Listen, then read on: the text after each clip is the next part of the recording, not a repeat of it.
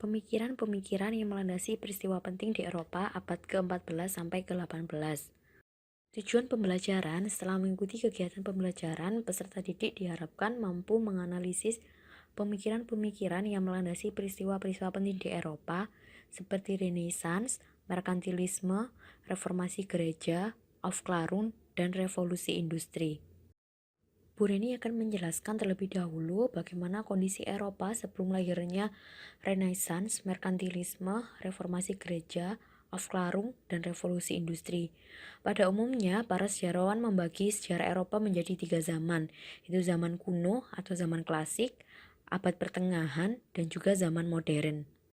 Zaman kuno atau zaman klasik ketika pada masa Yunani dan Romawi, di mana pada masa dua kebudayaan ini dianggap sebagai puncak dari peradaban Eropa karena kemajuan seni dan juga ilmu pengetahuannya. Pada masa ini lahir filsuf besar seperti Socrates, Plato, Aristoteles, dan juga Pythagoras. Setelah memasuki zaman kuno atau zaman klasik, Eropa memasuki zaman atau abad pertengahan. Abad pertengahan mengacu pada berkuasanya gereja secara politik dan keagamaan di Eropa. Abad pertengahan dimulai ketika jatuhnya Kekaisaran Romawi Barat pada tahun 475 Masehi di tangan kaum barbar Odoaker, hingga dimulainya masa Renaissance pada tahun 1500-an Masehi.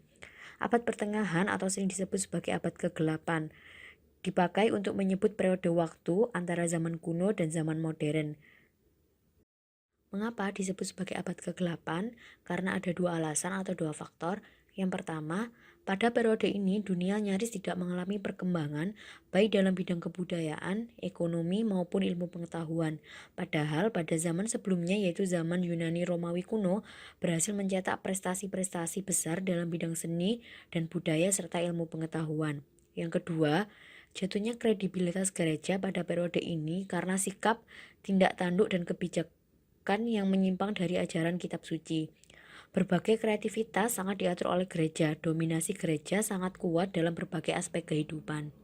Sedikitnya ada dua faktor yang menyebabkan hal tersebut bisa terjadi. Yang pertama, jika jangka waktunya dihitung dari 476 Masehi, kaum barbar Odoaker atau bangsa Jermanik yang menguasai Eropa sejak 476 Masehi sampai 800 Masehi tidak memiliki kecakapan apapun dalam bidang seni, budaya, dan ilmu pengetahuan. Tidak mengherankan pada masa ini warisan-warisan budaya Romawi, Yunani kuno tidak berkembang. Yang kedua, jika jangka waktunya dihitung dari tahun 900 Masehi, gereja terlalu dominan dalam kehidupan sosial politik Eropa.